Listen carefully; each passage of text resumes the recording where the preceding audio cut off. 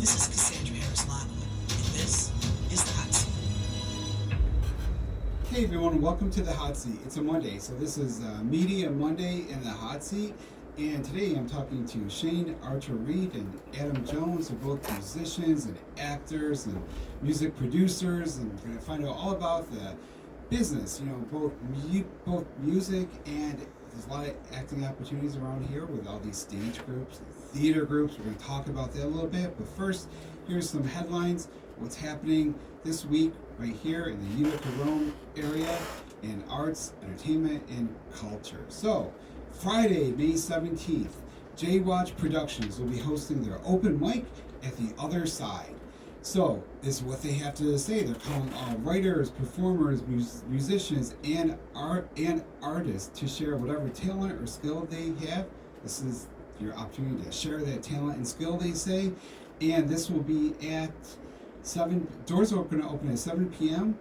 at the Other Side, and the Other Side is located down in South Utica in that sort of entertainment district across from the Uptown.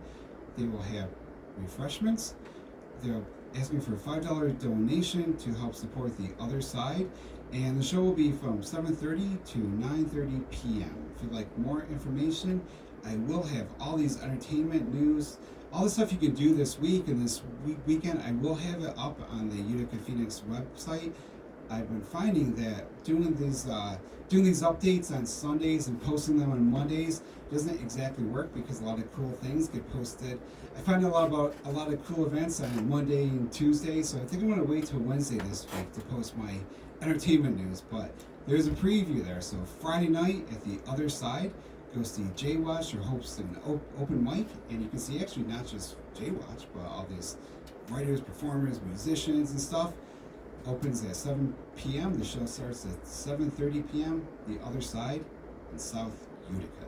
So now my guests. So we have two guests today. I always like when I have more than one guest. I think it makes the conversation flow so much easier, and it's nice to hear people talk to each other about these kinds of things like art and music and production and streaming and acting. And so Shane Archer-Reed and Adam Jones, welcome to the show. Thanks for having us. Thanks for having us, man. Yeah. So you guys both brought a guitar, so I guess you're going to perform for us. I mean, maybe. That's what we're hoping. So, yeah. So I think we may be in for a treat before we go to our first commercial. That'll be in a while, though. My clock here is flashing colors, but the one on the wall is pretty good, so I'm going to keep track of that one. As I talk to you guys, if I look up, it's because of that. So now, what is it you guys do with music? I know that you produce some stuff, you perform some stuff, you have a show coming up this weekend. Tell us about that. So Adam and I are both a little bit all over the place. We're both singers, we're both musicians, songwriters, Theater big performers, theater actors. Now I'm also a bit of a music producer for the last year and a half now. You produced the I single did just that produce our buddy Xander Wilson over here. Yeah, that was fun. Tell you a little bit more and about he was that. our first guest. You have to tell us more later about that. Oh yeah, for sure. yes. Yeah, Adam and I are actually Adam and I are in the same band.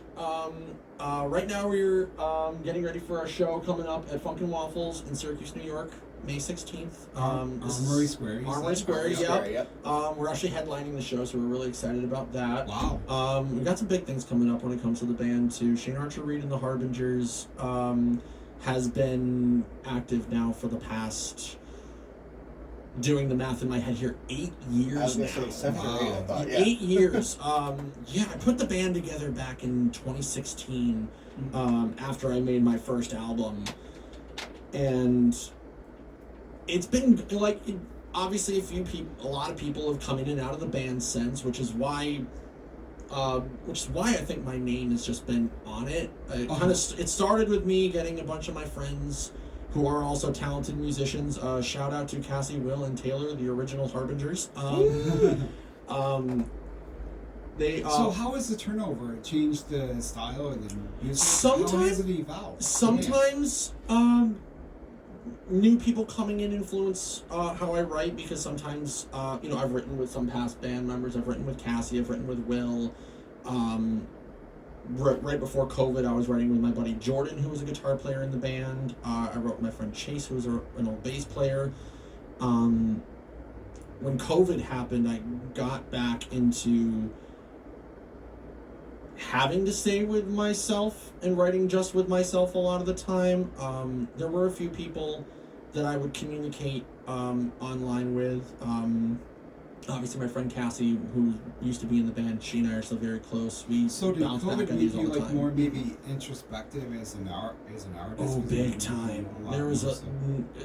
I think COVID made a lot of us artists overthink, both in the Yeah. best and worst ways possible. I think it pretty much did that to everybody. Yeah. Oh, for sure.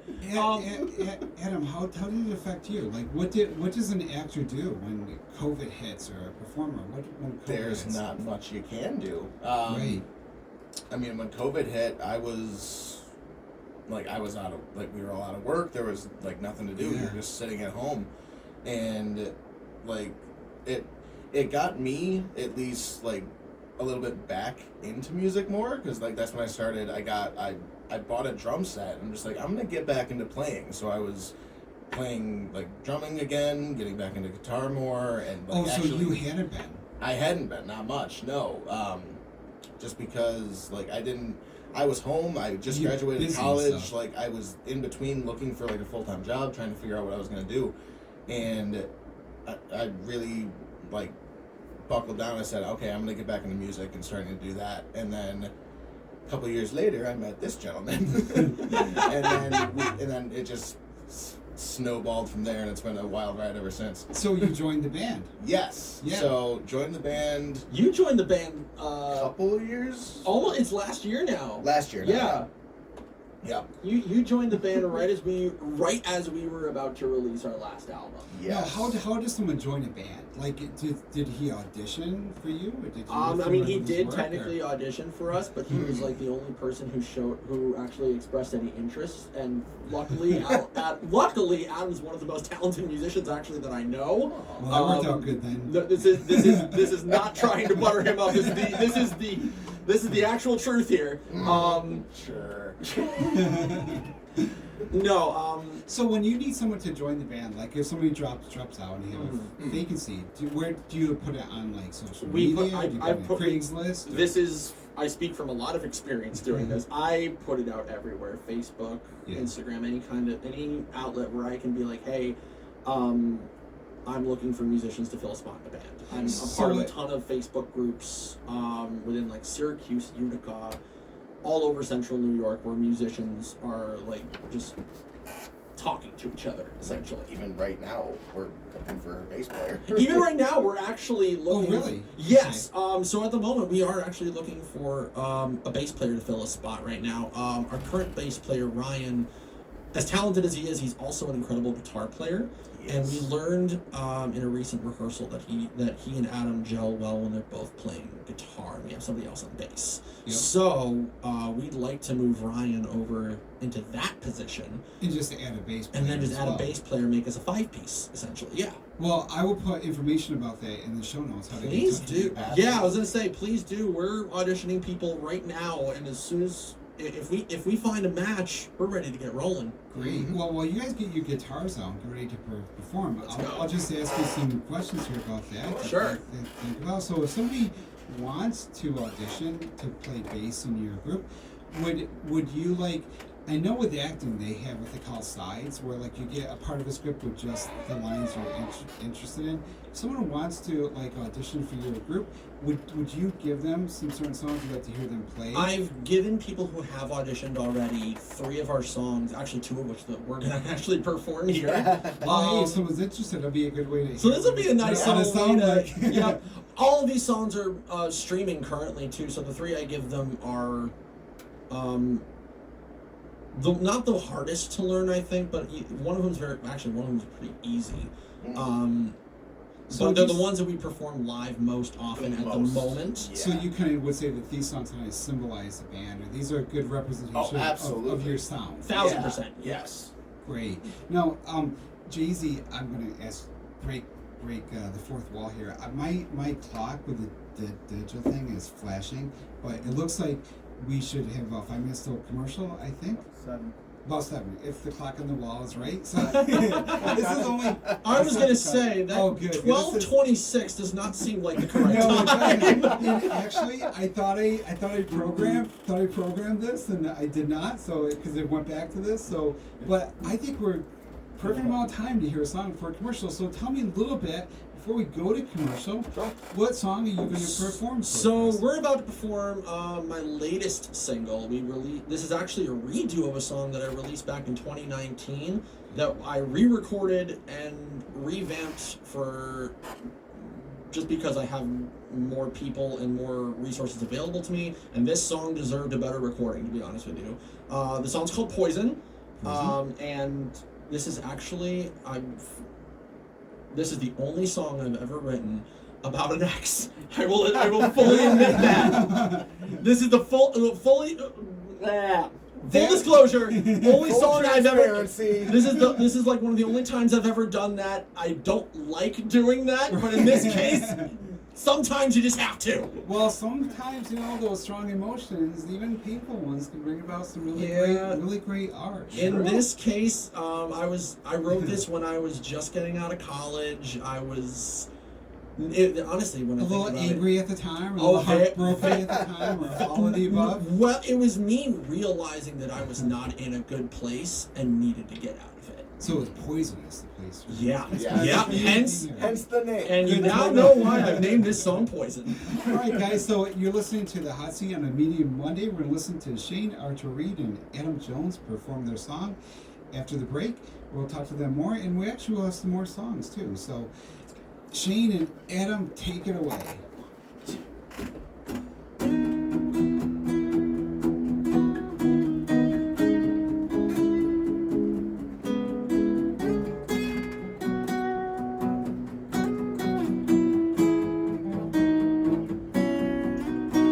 Soft and sweet, that's how you seem to be when you laid your eyes on me. Did I see this coming? Not at all. I didn't think that I would fall for your siren's call. I should have just kept running, but now you started something. Suddenly, you're singing to me. I hear your voice and it runs through my veins like poison. Honestly, it's what you do to me. These constant noises runs through my veins like poison.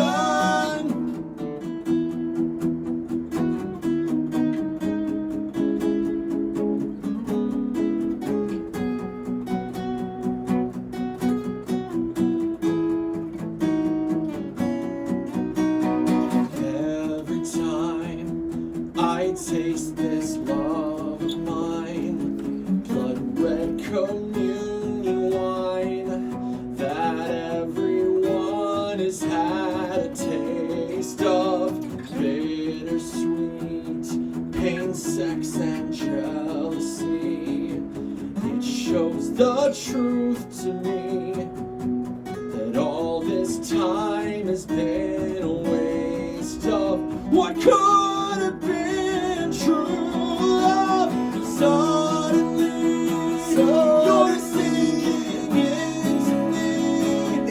I hear your voice and it runs through my veins like poison. Honestly, it's what you do to me.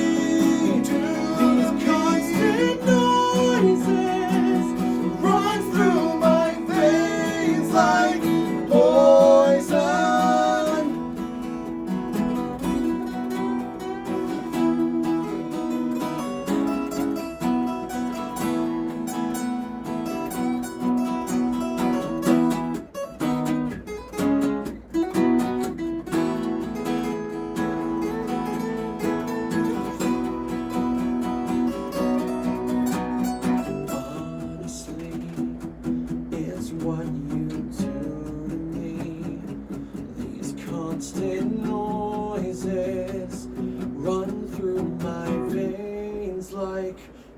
poison. Suddenly, you're singing into me. I hear your voice and it runs through my veins like poison. Honestly, it's what you do to me. To these constant noises runs through my veins like poison.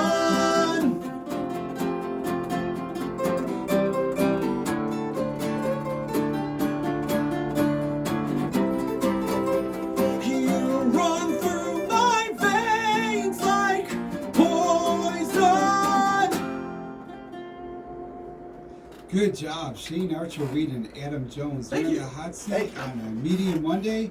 After the break, we'll talk to them more about their influences or early influences and how they get into music and what inspires them. This is 95.5 FM The Heat. You're in the hot seat.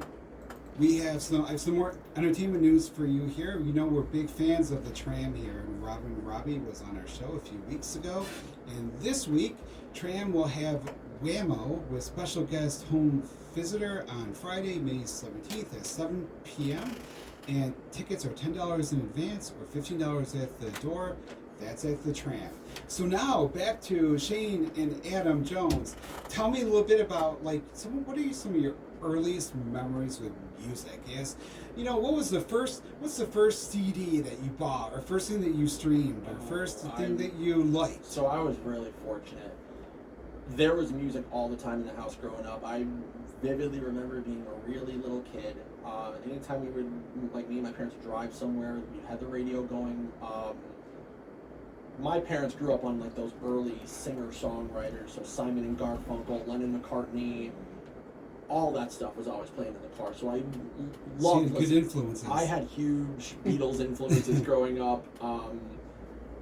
When I was a little older, I used to, and I have no shame in admitting this, I used to collect the Now That's What I Call Music CDs. Oh, I did too. I Yes. did too. I had the first. I was up to volume 37, I think. You know, by the time I dropped out. I had the first, I think, 15 or 16 Yeah. before I just stopped doing it for a while. Right. And that was how I absorbed a lot of music, to be honest with you. I used to do it back in the days of the record clubs, where like a long time ago, where you sign up for a penny and you get like 17 of them. Oh and then, my God, and then yeah. you would unsign up and then sign up again and get another 37 for a penny. Now, the first album of just one artist that I ever got, it was a gift when I was in middle school, actually, and it was Pink Floyd's The Wall. Oh wow! So, yeah. incredible record. Now, was there a song on that like where you heard it and thought, "Oh my God, making music is magic"? Like, Comfortably Numb. Comfortably For Numb. a lot of people, I think. Easily one of my Yeah. favorite songs on that record. What about it? I don't know what it was. Just I'm one of appealed those. to you? I'm one of those people where I'm easily drawn to something, but then when it likes to do something a little bit out there, Yeah, yeah. then I'm hooked. Now, is that The Wall? Yeah. Okay, so did you ever watch the I did Wizard watch of Oz with Yeah. The Wall playing? It's Oh, just, so is it the Wizard of Oz? no, so it's the Wizard of Oz with Dark Side, Dark of the Moon. Oh, okay, Dark Side of the Moon. Oh, Dark okay. Side of the so Rainbow, yeah. did you ever do that? I've never done that. I've never done I've never done that either, but I always thought it'd be cool. My friends and I Adam, tried yeah. to do that. We tried to do What that one happened? time, but we tried to do it super late at night. I think we all fell asleep during it, unfortunately. Because I guess it aligns to what's happening in the film Supposedly, and stuff. yeah. Yeah. Apparently it does. Adam, what about you? So, what is some of the first music that you remember from your life, from your childhood, and thought to yourself, "Wow, this is a cool thing to do"?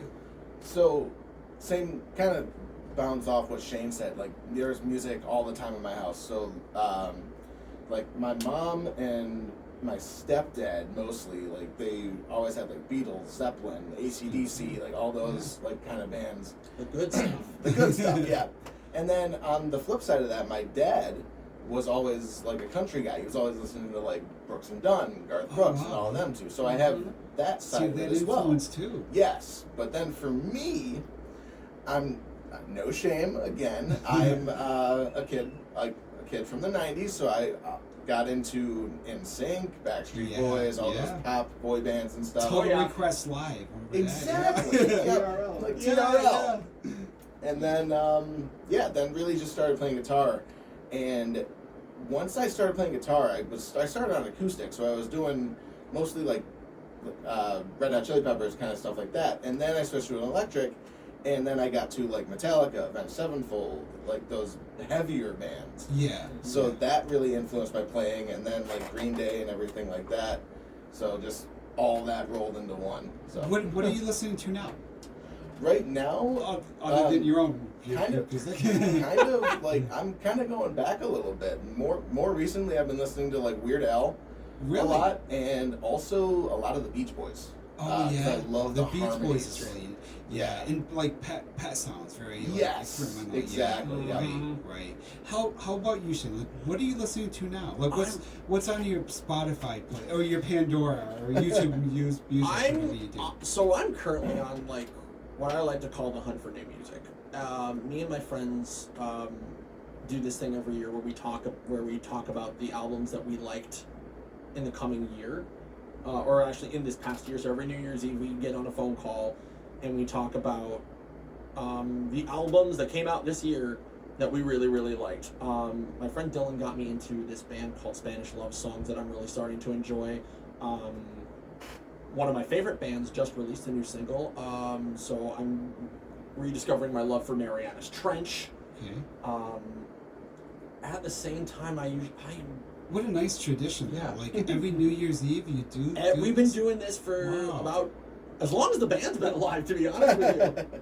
That is really cool. You guys should like work it into a column or something. We've Publish it, thought you know? about. It's like- I think we've thought about turning it into a podcast at one point. Yeah, I don't something know right, if we're. right, It course, sounds yes. like it should be. It sounds really like it does, should yeah. be, but then, I mean, here it's usually the four of us. It's me, my friends Dylan, Kobe, and Jake, and our taste in music collectively is all over the place. What have you heard so Sanchez far is this year drastically that you different. think will make that list at the end of the year? I'm gonna There's ask you one that too. Yeah. right now. There's one album by a guy named Keith Wallen that just came out. The album's called Infinity Now. I really like a lot of the atmospheric rock stuff that he's putting out. Now he's currently touring his solo stuff, and he's also one of the touring guitarists for Breaking Benjamin. So I got into him since he joined that band, and then found out how he's putting out solo stuff. I listened to this record very recently, and I'm loving it. How about you, Adam? It's only May, but what do you think will definitely be on your It's top already top May. 20, top 24 of 2024 list? What do you think is already a sure thing for your list? I'm gonna be honest with you. I don't listen to a lot of new music. I know I don't So, know. I'm just Let's bad. get you in on the tradition. I don't know, but Well, like If, right now, um, what do you listen to? Like if you were to hop in the car, and I don't know if I have Bluetooth in the car, so I was getting my Pandora song set Yep. before I get in the car. What's that song you think you would listen to on the way home? Well, I mean, we're both theater people too, so I always Right. I'm on the lookout for like new The new soundtracks. theater soundtracks. Oh, yeah. Yeah. The big one that was new, I think, it was this year actually. I discovered it was the Goosebumps as a musical. There's What? a There's I a didn't know Goosebumps that. musical. It's called The Phantom of the Auditorium, Oh my gosh. and Alex Brightman What a from cool Beetlejuice thing. is on it. Of Of course. course he is. Of course he is. But so that was probably the big one from this year, I would say. That's- like the big surprise of this year. Yeah. Yeah. Find Yeah. that now. I I gotta imagine show you. It's all on YouTube. Let's go. the Wicked soundtrack for the film should be pretty Wicked, good yes. too. you Oh know? yeah, I was gonna say I that, actually that's never got to be heard coming this out one. soon. Yeah. We're both big Broadway guys. Yeah. They just announced. I think There's a sometime- Gatsby musical too. Oh my god, I'm so That- excited about that. You know? I just saw that they're announcing the cast Yeah. soundtrack for The Great Gatsby. I Yep. think later in June. I'm excited Yep. to hear that. Now, you guys have both done a lot of musical theater yourselves. Oh, What's, yeah. We have. I'm going to ask you both. What's your favorite song that you have performed in a role and on stage in one of these plays? Or what's one of your favorites? favorite songs? I'm. It's hard to say I've your got a- favorite song because people I've have got a a hard tie time, between you know? two. I'm unfortunate. No, actually, no. I've got a tie between three. The first one is because it's my favorite musical. It's my absolute dream role. I got to play Roger in Rent back in 2000, Oh my gosh, that's 2018. amazing. Wow. So singing One Song Glory is one of my Oh, favorite bet. things to do ever. Was that with Players? No, that was out in Casanova, Oh, actually. really? I saw it with Players a long time ago. I was really Oh, impressed wow. by it.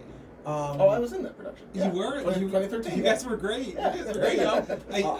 I still remember it like it was yesterday. It was Oh, awesome. yeah. So good. That was good. It was great. I was just in a production of West Side Story Wow. in Syracuse. I played Tony. So getting to sing Maria is an out-of-body experience. Oh. It's also one of the hardest songs I had gotten to sing. I thought you were gonna say Something's Coming. But that's a good one, too. That's up there too. Yeah. That's my favorite song in the show. But singing Maria Yes. is a whole different thing. Mm. But speaking of the hardest song I've ever had to perform in context, actually, fun fact, it was between Adam and I for this role.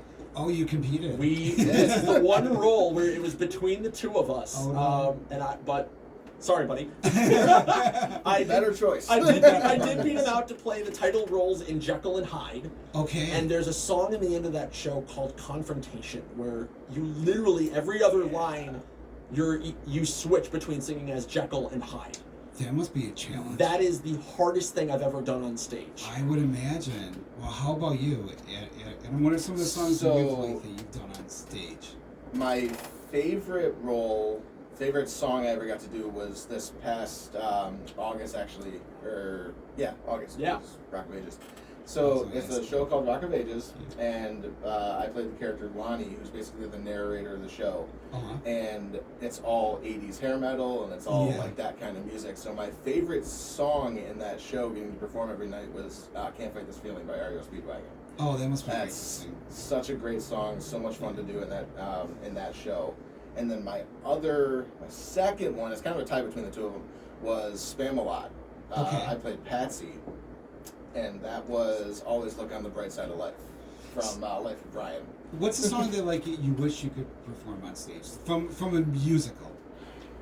From a musical, it's Or like a favorite it's song. never gonna Who's happen do because this? they'll never put the rights out there anywhere. So there is a Spider-Man musical.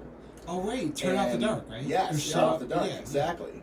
And there's a song in that. Yeah, there are a lot of it's called Rise mishaps Above. with that play, Yes. so I may not. Yeah, there's a song in They don't that. want people getting hurt. So. Exactly. So my favorite song from that show is called Rise Above. Okay. It's a song that Peter sings right after he gets his powers and right Yeah. after he learns a little bit of like how to use them and everything. So I think it closes Act 1 actually is the Act 1 closer, but that's Well, maybe someday you one can of do my it as a favorite songs. cabaret kind of thing. That's what I would Sure, love to it's do, like yes. that. Yeah. How about you? I'm currently on a Hadestown kick. There you go. Oh yeah, I right. absolutely adore that show. The music is out of this world. I want to play Orpheus one day, and my favorite song to perform, aside from the 3 epics that Orpheus gets to, it's the song he was writing in the middle of the show. Uh-huh. There is a song in Act 2 called "If It's True."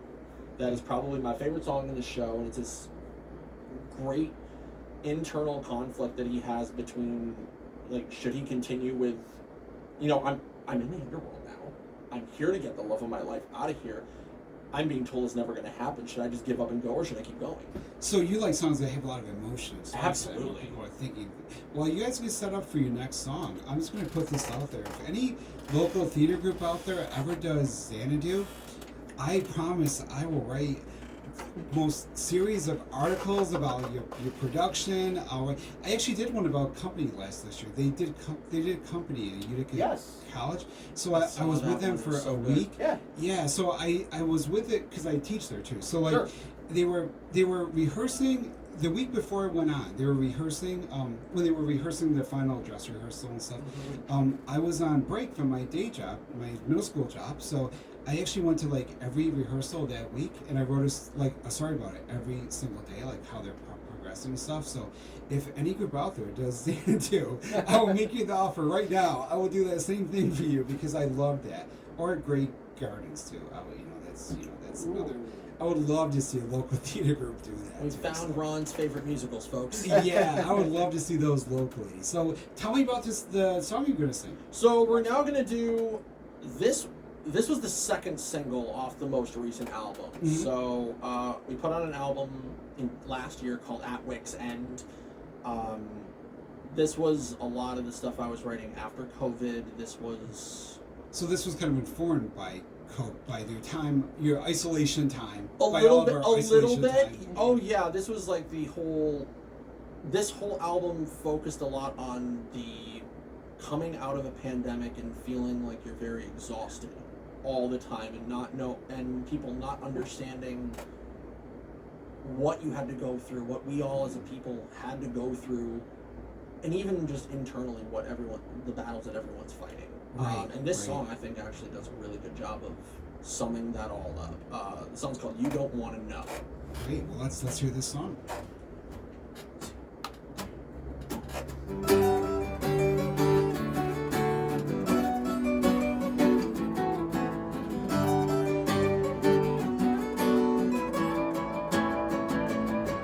I cry myself to sleep as I try not to repeat the nightmares where you break me in the heart. 'Cause every time I talk it through, it always comes right back to you. So I don't let you see me fall apart. You don't want to know just what I've been through lately. You don't want to see what's on my mind. You don't want me to talk about or have these feelings. So I'll just keep it all inside.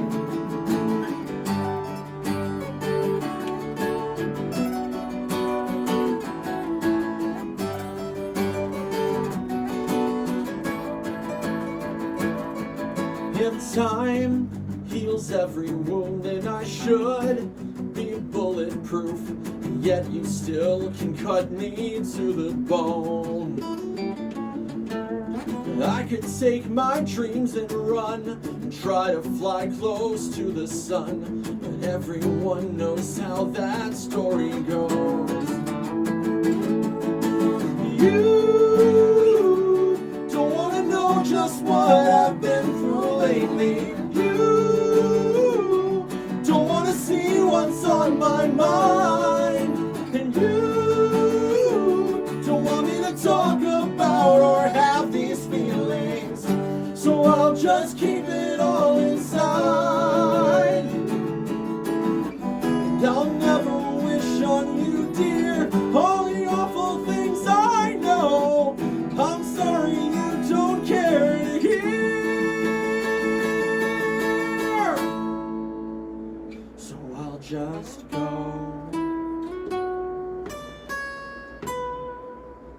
I'll just go. You don't want to know just what I've been through lately. You don't want to see what's on my mind. And you don't want me to talk about or have these feelings. So I'll just keep it all inside.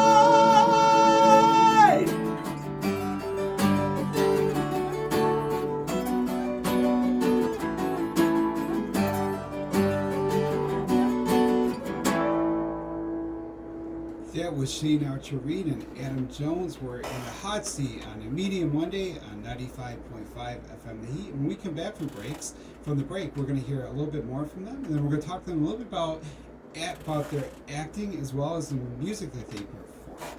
Stay tuned to the hot seat. I'm Ron Klopfanstein.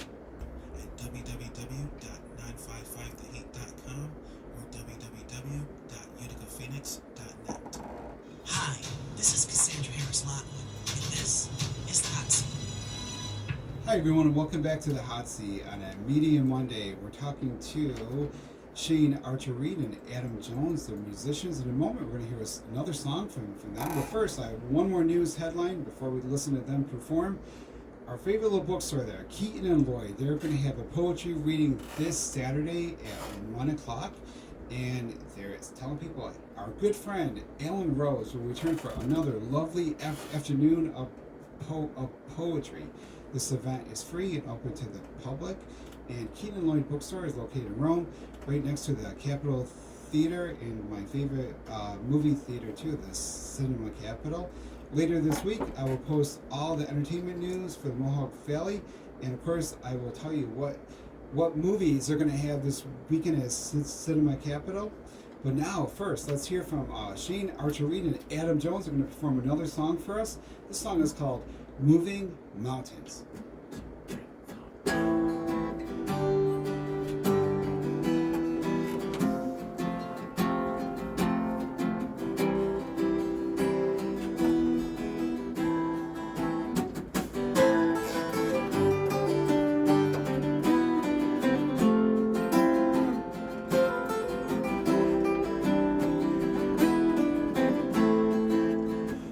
Up from the bottom just to fight a losing battle. But at least I'm not crawling from the bottom of a bottle. So here's everything I've got, and I'm sorry it's in pieces. Some assembly required, all I need is some assistance. 'Cause goddamn it, I'm trying to be everything you want. God damn it, I'm trying, but I can only go so far. I spend my whole life moving mountains that crumble at the touch. God damn it, I'm trying to just be good enough.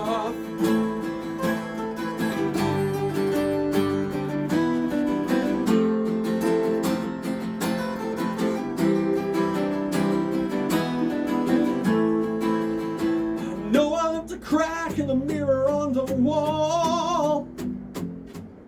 Guess it's the world's way to say I'm not the fairest of them all. You wanna feed me all this bull, cause you say it makes us buddies. Well, you can treat me like a joke, but I'll leave you like it's funny. God damn it, I'm trying to be everything you want. God damn it, I'm trying, but I can only go so far. I've spent my whole life moving mountains that crumble at the touch. God damn it, I'm trying to just be good enough. It's poison me. I'll try anything. This therapy. I'll try anything. I'll try anything to find my way back home. God damn it, I'm trying to be everything you want. God damn it, I'm trying, but I can only go so far. I've spent my whole life moving mountains that crumble at the touch. God damn it, I'm trying, but I'll never be good enough.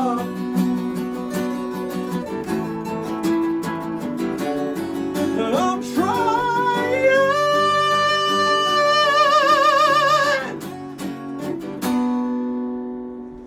Moving Mountains. There was Adam Jones and Shane Archer-Reed, and Shane, you wrote this song. I did. So I wrote all three of these. You did, and like your personality here is so upbeat and positive, but your songs touch on a really deep emotion. Like there's a lot of like a volcano of emotion here. So is it cathartic for you to write these songs and perform them? 1000%. It's. I was gonna say it sounds like it. It's incredibly therapeutic for me. It gets a lot out. Yeah, it's. I'm sure every other singer-songwriter feels the same way. This is a form of therapy for us. This is how we express the things that are too important to just say.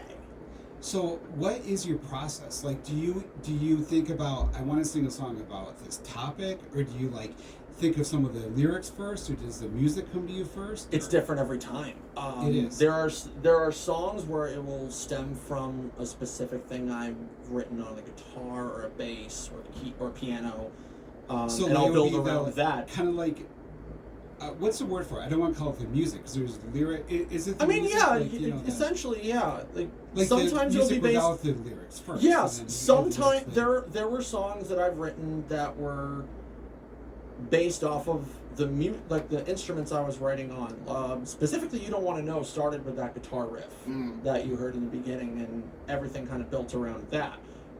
Moving Mountains, the song you just heard, was built around that hook. Damn it, I'm trying. It's so interesting. I was watching a documentary, and I actually hope to talk to the filmmakers too. It's about the film 9 to 5, and in the documentary they interviewed Dolly Parton about the song, and she talks about, and of course she's like one of the most brilliant songwriters that have ever existed. You know, and she talks about how like when she was composing the song, she actually first did it on her fingernails, like that 9 to 5 clicking, and that's how she got the. So I think it's great, like how as humans, we all like naturally like we form stories, you know. Oh yeah. So what does it feel like to like write a song that you? And I'm going to ask you too, Adam. I know you haven't written any of these songs, but I'm sure you've written stuff. So like, what is it to like take a concept, an emotional feeling or a theme, and like have it, see it come out of you and shape it into something that other people will get? For me personally, I treat it like a therapy session. I'm essentially having a conversation not just with myself. This is going to sound weird. I'm having a conversation with the instruments I'm playing. Yeah. So like I'll tell, like me writing a riff on the guitar or a bass line or anything like that is me conveying at least that part of the story in my head and translating it to music. And then eventually, or sometimes even the lyrics will come out first, and I start singing something, and I will write music to kind of either match that, or in the case of Poison, like it sounds like it's very upbeat and fun, but then you listen to the lyrics and it's about getting out of a toxic environment. So sometimes it surprise you, like how, like as you're writing a song, or like as you after you've written songs, sometimes you revisit them. Has it ever surprised you, like how something turned out? Like maybe it had more depth than you thought? Oh yeah, absolutely. Absolutely. There are sometimes you get finished writing a song, you think it's going to come out one way, and then all of a sudden it's like, wait a minute. This got a lot heavier, a lot more introspective really quick, because like a lot of these songs you heard today probably very emotional. were not, well, not only that, but they probably weren't the first draft. Like lyrics probably changed, chord progressions probably changed, tempos of the song probably changed at some point. And you've changed, so people change over time. Exactly, and that's why you find artists not writing the same kind of thing over and over and over again. Yeah. So Adam, let me ask you. Yeah. So like now, I don't know if you've ever written music, but like when you're doing a play, like a role, even though the characters are established and they have a certain job to do within the show, you are interpreting them. So like, what's the process of like taking something on paper and like making it into like, with acting especially, because with acting, like when you're on stage, you're fully inhabiting someone else. Right. What is that like, and how do you do that? So, with my like approach to acting and like being like you said, getting into another character and being somebody else. Yeah. You always it's just that finding the connection of how you can connect it to, possibly if you can connect it to your own life, then great. But there's other times where you're just going to have to completely build it from the ground up. And it's I don't know, it's interesting. Like, it's, you start out at different points, you do some, like, do research on, like, okay, how could this character feel at this point? And then you always are drawing from your own experiences to make sure that you're conveying how you think that character is going to be. So, with all the plays that you've done, have for all the parts that you played, had you seen all of them be performed, like either on stage or No. on YouTube or something? I had not. And do you avoid that, or do you It like depends look on, it up? Depends on the show. Yeah. So there was one play I did. It was at Players of Utica. It was called Enchanted April. Okay. And I couldn't, when I went to look up to see like versions of the show if it had been recorded anywhere, I couldn't find anything. So I had to go completely off of what, like, my own acting technique or whatever you want to call that. What was the character that you played? So his name was Anthony Wilding. He's a British. He was like a. It was a. Oh, I can't remember the show that much. Is this? I've seen a film of this. Yes. Is it a musical? It's based on the play. Okay. It's just a straight play. So Yeah. it was one of the first straight plays I'd ever done. Yeah. So I didn't have the So the you crutch didn't. of being able to sing on it. So. Oh, right. So you just had it purely, yeah. Yes. Yeah. Do you feel more comfortable when it's a musical? I do.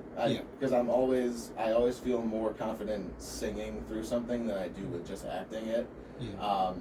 Just because, like we've been talking this whole time, music is a international language. Right. So Yeah. people can understand songs. Yeah.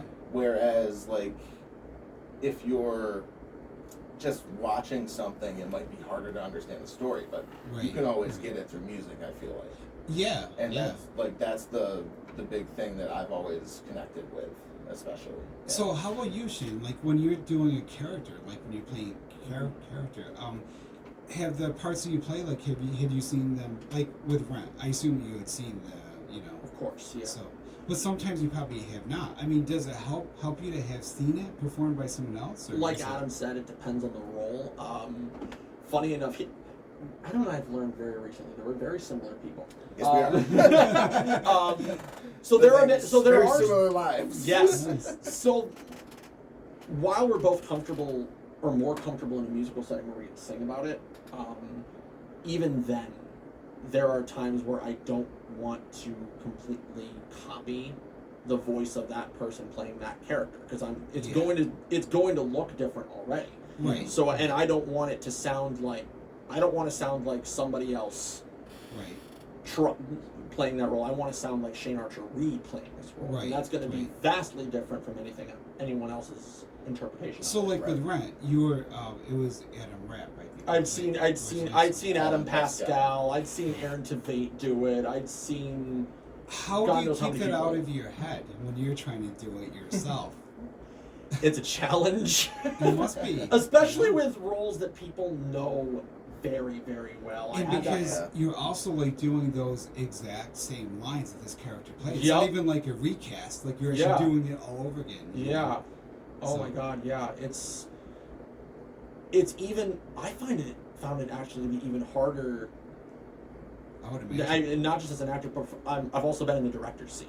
Oh yeah. And right. when I'm hearing people audition for certain roles, you can tell when they're trying to copy someone, Yeah, or you yeah. can tell when they're being a lot more authentic and a lot more genuine in their Right. performance. I had a lot of challenges with that when I directed. Actually, Adam was in this show I directed. We just did Sweeney Todd Yeah. Okay. back in 2022. And how do you tell the actors, like, how do you encourage the actors not to imitate, like, what they've seen on stage and to bring their own A lot of authenticity it to is just encouraging them to be themselves on stage at first. How do you check yourself from not expecting it to be like the movie you saw or the Broadway version you may have seen, Syracuse stage? I am one of those people who will spend a lot of time at home singing a lot of the material I'm meant to perform, like in my own setting. Yeah. Sometimes I'll record myself and just listen to it back and be like, oh, I sound like I'm either trying too hard or trying to be like this person, and then just kind of yeah, like you said, I kind of check myself a Yeah, little bit yeah. because the last thing I want to do is sound like anybody else. So I talked a bit about how my dream to write about, to go see here would be Xanadu or Grey Gardens. What play would you like to see performed here that hasn't been done? Both of you, I'll ask. That Either to hasn't direct been- or to that act. hasn't That been done? hasn't been done is the thing. Yeah. I mean, there's so many plays. We're lucky to have so many theater groups and stuff, but Right. there's a lot of plays that they haven't gotten to. You know, there's new plays all the time and stuff. You know, I'll let I you go still. first. No, I did see still Xanadu thinking. once here. There was a group down in the church down the road here, down Genesee Yep. Street. I forget what they're called. And Proctor, yeah. And Proctor. Proctor Guild, yeah. They used to do wonderful yeah. plays, but I don't think they've been active since COVID. But I I don't know. haven't seen. The last thing I knew about them doing was the Mystery of Edwin Drood, and that was a while ago. Yeah, they did Xanadu Or no, pre-COVID. they just did. Oh, are they still? I mean, I'm trying to keep trying to more up to think, date yeah. with these kinds of things, but they did do it with the full roller skates and everything. Yep, they it was did. amazing, you know. That's cool. And but Grey Gardens, I have not. There's not many roles for men though, but you know, I definitely want to see somebody do that. So players, Rome, Utica College, whoever Yeah. does that, I promise you, I'll write you a great story. So now, tell me, what's your dream role? In terms of performing right now, I've done the show once, but it's been like over 10 years since I've done it. I'd love to be in a production of Les Miserables again. I'd Oh, love yeah. to play I'd Jean love Valjean. to see that. I would too. kill to play Jean Valjean in that production. Adam and I are going to share one of these here. Is Green Day's American Idiot the musical? Yeah. Okay. We yeah. both want to be in that really badly. This seems like From a no-brainer director's to do here. From a director's standpoint, and this is going to sound like a little out of left field for a lot of people if they know me, I really want to direct Singing in the Rain. Wow, that's pretty old school. Yeah, there, Adam's you giving me know, the I was look like thinking this is just not the show I was expecting That's from like you. what But yeah, players used to be like in the old days. Yeah. Stuffy, you know, kind of snooty, boring stuff. But it's then- one of those. But I'm time- sure that you'd be great. I shouldn't say it's boring. It's I'm one sure of you'd those make it great. timeless shows that I Yeah. want to like keep. I want to keep Right. the old Keep it alive. choreography from it, Mm. but I'd love to put like I don't want to say a modern twist on it, but make it more Mhm. accessible. Like to a this Baz generation, Baz yes. Luhrmann type. Yeah, but still Yeah. pay homage to the original film, the original Chicago production. would be good like that too. Utica College just did. Utica University just did Chicago. Yeah, I think a Chicago. couple What? years ago. Recent, Oh my gosh! Well, it must have been a while. I don't know how I missed that. I saw it. It But was I would like to fantastic. see that. I'm sure it was. So how about you, Adam? So my big dream role at the moment is Beetlejuice. Oh, from that would be a good. Beetlejuice musical. Yeah. Right. That is still currently touring right now, so hopefully that will be out there at some point. Oh, I think they probably do. They like block. They block the 'cause rights to it, yeah. that would be Yeah, good. if it's a big Broadway show with a lot of hype around it right now, especially Yeah. if it's national or and if it's touring, touring, yeah. They it's might you go get it's there.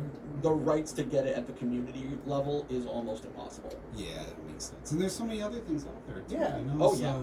Shane Archer Reed and Adam Jones, thank you for being here in the hot seat. Thank you. I will for having have us. show Thanks for notes having up us. by Wednesday with all the links where they can follow you guys on social media, see what you're up to, and tell me before we go a little bit about the show this weekend you have in Armory Square. Yes, so- Thursday night, Yep, Thursday May night, 16th.